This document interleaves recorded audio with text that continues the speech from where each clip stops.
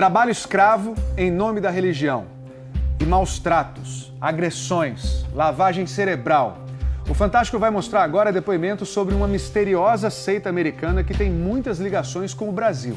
Nossos repórteres encontraram nos Estados Unidos, em Minas e em São Paulo, brasileiros e também americanos, que dizem ter vivido um inferno, lá e aqui. Jane Whaley só aceita ser chamada de Vovó Jane.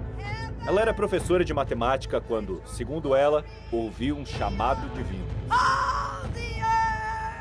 E aí se mudou do estado de Ohio para Carolina do Norte com mais 25 pessoas. Para a pequena cidade de Spindale, que tem 3.000 habitantes. Lá já existiam muitas igrejas. Mas em 1979, ela fundou uma diferente das outras. A igreja de Jane, chamada Sociedade Palavra da Fé, é baseada na interpretação que ela mesma faz da Bíblia. E para ela, meias esportivas ou até mesmo calças jeans podem ser o próprio demônio. Nesse culto, em 2014, Jane diz que está lutando contra um grande demônio no Brasil, o futebol. Era a época da Copa do Mundo. Daqui a pouco você vai ver por que ela se preocupa tanto com o Brasil. Ex-integrantes dessa seita dizem que a influência de Jane em São Paulo e em Minas Gerais não é nada divina. Se a minha filha levar um tapa na cara, isso para ela vai ser um ato de purificação. É Jane quem decide quem vai se casar com quem. E cada vez que marido e mulher casados no papel querem fazer sexo, tem que pedir autorização para a líder. E ninguém ali pode usar telefone, internet, ler jornais e nem falar com quem não faça parte do grupo. O John é americano. Ele contou para o Fantástico que fez parte da igreja durante 20 anos e quando finalmente saiu, pagou um preço alto. São uma seita perigosa, com práticas para controlar as pessoas e as informações a que elas têm acesso, seus pensamentos e suas emoções. Quando saiu, ele perdeu tudo. Amigos, a mulher e até os filhos que ficaram na seita. Estes são a ex-mulher e os filhos de John. Hoje eles gravam vídeos como esse, postados no canal da igreja na internet, em que dizem que tudo que o John fala é mentira. Eu pergunto se eles sofrem lavagem cerebral. A igreja controla sua moradia, seus amigos, seu trabalho, sua comunicação com seus parentes. Até hoje, o John disse sentir ameaçado. Algumas vezes eu acho que estou sendo seguido. Na quinta-feira passada era dia de culto. O Fantástico foi até lá. Na rua da igreja já tem uma barricada com seguranças. Eu tento dizer que a gente quer ir pro culto. Nada feito. A gente vai ter que fazer a volta aqui. A gente não pode entrar nem na rua da igreja em que essa reunião acontece agora. Olha só quantos carros estão esperando para entrar. Mas nessa imagem de satélite, a gente consegue ver o local das cerimônias. Aqui fica a escola. A educação das crianças também é toda controlada pela líder, Jane. E essa é a chamada Casa Inferior, onde estão colocados meninos e homens que cometem o que ela chama de pecado do sexo, que vai desde relações não autorizadas pela pastora até masturbação. E aí, com o tempo, a igreja foi ficando tão poderosa que se espalhou pelo mundo. Está presente em países como a Suécia, Escócia, Portugal, Gana. E é aí que o Brasil entra na história. Foi numa viagem de avião. O marido de Jane, que também é pastor, conheceu um religioso americano. Ele tinha fundado a igreja Verbo Vivo, em Belo Horizonte, em 1987. E aí, aos poucos, a Jane foi passando a influenciar essa igreja. E se aproximar também de outra igreja brasileira, a Rema, que fica em Franco da Rocha, na Grande São Paulo. Em 2005, a Verbo Vivo foi transferida para São Joaquim de Bicas, uma pequena cidade a 45 minutos da capital mineira. Um lugar perfeito para uma comunidade que quer se isolar. Quando eu fiz 8 anos, mais ou menos, a igreja obrigou a minha mãe a me tirar de lá. E ela saiu também. E a gente teve que começar a morar em casas de famílias da igreja. O Carlos Henrique fez parte da Verbo Vivo dos 2 aos 20 anos de idade. Eles falavam que era para o meu crescimento espiritual, que se eu continuasse, morando com os meus familiares, eu seria uma pessoa perdida. Ele foi viver na fazenda onde hoje vive o fundador da Verbo Vivo, o americano John Martin.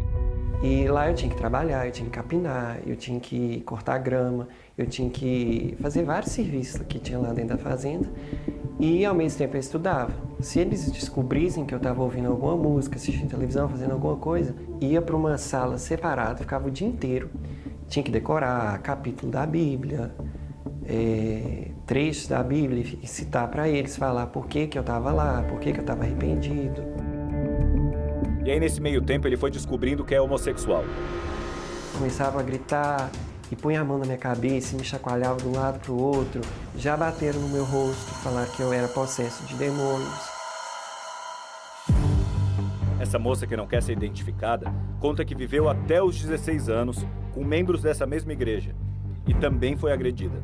Em nome de Deus, em nome de expulsão de demônios, eu já fui agredida com vara, eu já tive minha cabeça jogada contra a parede, já tomei tapa na cara. Ela diz que chegou a ir passar uma temporada trabalhando de graça nos Estados Unidos para a Sociedade Palavra da Fé, a seita de Jane. Enquanto a gente trabalhasse para os líderes e a gente estava fazendo como se fosse para Deus, que Deus queria que a gente fizesse aquilo e aquilo era para o nosso crescimento, a nossa evolução espiritual. Ela diz que trabalhou, mas foi punida quando começou a questionar a igreja. E me colocaram num quarto fechado, eu fiquei lá durante semanas só para ler minha Bíblia. Aqui nos Estados Unidos, esse brasileiro que pertenceu à igreja também diz que fiéis vindos do Brasil trabalham de graça na sede americana. Nessa época eu tinha 17 anos, ou era menor. Logo depois da oração a gente foi trabalhar, cortar grama, mover entulho, limpar a casa, tirar matinho, esses trabalhos assim no sol mesmo o dia todo. Nesse galpão sem janela, que é uma fábrica de plásticos que muitos deles trabalhavam e a gente não sabe se ainda algum brasileiro trabalha porque eles não podem falar com a gente. Se você não trabalhasse, você ia ser punido, ia ter aquelas orações, você ia acabar apanhando, levando murro. Ele diz também que quem foi criado na igreja acaba achando os maus tratos uma coisa normal. Eu cresci acreditando que se eu não obedecesse à voz de Deus, Deus poderia me matar a qualquer momento. Eles falam que se sair da vontade de Deus, a proteção não está lá.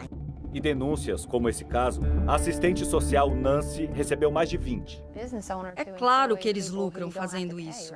Para o dono de uma empresa, pagar os seus funcionários é a maior despesa.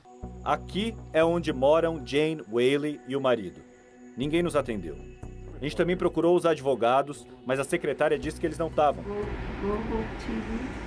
Várias denúncias já foram feitas contra essa seita. Mas Nancy diz que eles são intocáveis. Principalmente por causa da ligação deles com o Partido Republicano, que está no poder. Nesse vídeo, gravado em 2007, Sam, o marido de Jane, abriu com uma oração uma sessão na Câmara dos Deputados em Washington. Mas a proximidade com o poder não impediu que o Ministério Público do estado da Carolina do Norte passasse a investigar a sociedade. Em Minas Gerais, desde 2009, foram feitas pelo menos 3 denúncias de maus tratos, abusos e agressões físicas contra integrantes da Igreja Verbo Vivo, controlada pelos americanos. Só que os inquéritos foram arquivados. Em Franco da Rocha, São Paulo, ex-integrantes da Igreja Rema, que também têm laços com a Sociedade Palavra da Fé, fazem acusações de maus tratos e vigilância implacável. O homem que você viu no início da reportagem saiu da igreja, mas a mulher e as filhas, que são adultas, permanecem. Se a minha filha levar um tapa na cara, isso para ela vai ser um ato de purificação. O meu próprio filho mais velho levou uns tapas na cara uma vez. Você tem que andar de acordo com aquilo, senão você é punido, você fica na disciplina, né, chamada disciplina. É uma tortura psicológica muito grande. Segundo essa mulher, quem estuda na escola da igreja é vigiado o tempo todo. Eles não andam sozinhos, eles não falam sozinho, eles não conversam entre menino e menina sozinho, e nem entre menino e menino se não tiver um adulto ouvindo. Procurados pelo Fantástico, as lideranças da Verbo Vivo e da Rema não quiseram falar. O Ministério Público da Carolina do Norte diz que não pode comentar o caso porque a investigação está em curso. Tem que fazer uma investigação sabendo que os membros sofreram lavagem cerebral, sabendo que o depoimento deles, o testemunho deles, vai ser de pessoas que estão sob esse efeito dessa lavagem cerebral.